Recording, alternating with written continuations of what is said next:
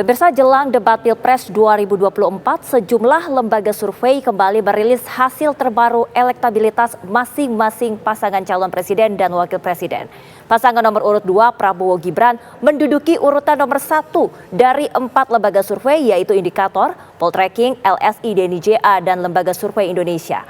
Elektabilitas dari Prabowo Gibran tembus 45%. Lantas, akankah hasil survei bulan Desember akan stagnan hingga hari pencoblosan atau justru akan ada kejutan migrasi pemilih pasca debat Pilpres digelar?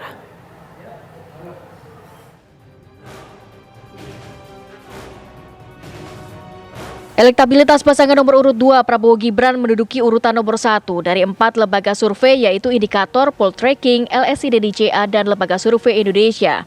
Elektabilitas Prabowo Gibran tembus 45%. Pasangan nomor urut 3, Ganjar Mahfud, menduduki posisi kedua. Dilanjutkan pasangan nomor urut 1, Anies Muhaimin, di posisi ketiga.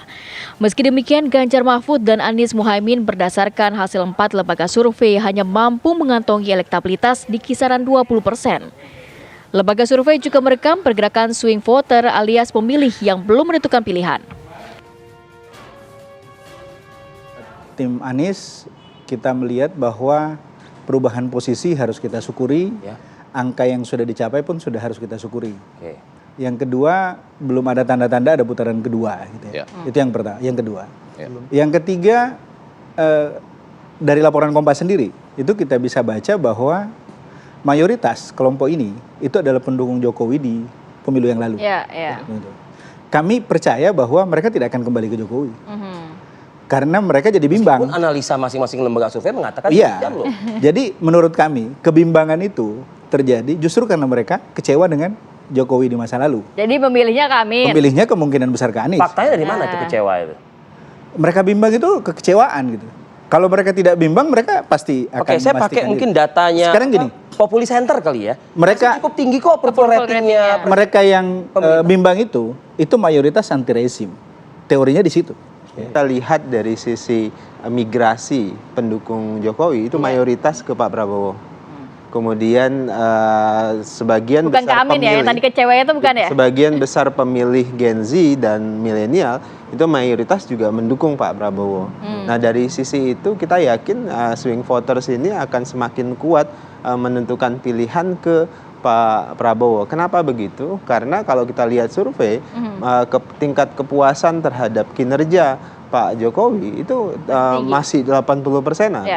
Artinya mereka melihat harus ada keberlanjutan di satu sisi, di sisi lain harus ada penyempurnaan yang ingin dilakukan oleh Pak Prabowo. Gen Z, milenial itu suka kolaborasi. Nah, visi maju bersama menuju Indonesia 2045 itu substansinya, ruhnya itu adalah kolaborasi. Substansinya itu adalah gotong royong. Substansinya itu adalah maju bersama.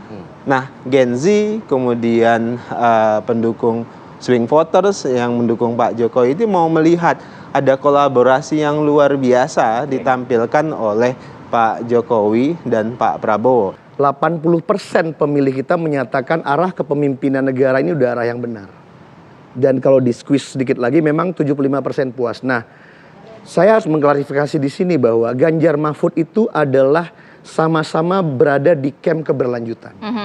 Dengan Ganjar Mahfud, Mas Ganjar itu, Pak Jokowi adalah produk daripada camp keberlanjutan. Mas Ganjar itu nyantrik dengan Pak Jokowi, saya pikir more than 10 years, lebih dari 10 tahun. Jadi karakter kepemimpinan yang dekat dengan rakyat, melayani rakyat, responsif, dan satset itu sama dan sebangun antara yang dipraktekkan oleh Pak Jokowi selama ini. Sehingga ini yang disenangi rakyat dan kita melihat itu ada di Mas Ganjar. Sehingga karena kita melihat ini adalah pilpres keberlanjutan, nggak usah khawatir. Walaupun Pak Prabowo juga mengatakan meneruskan pemerintahan Pak Jokowi, nggak apa-apa. Mas Ganjar juga penerus Pak Jokowi yang asli.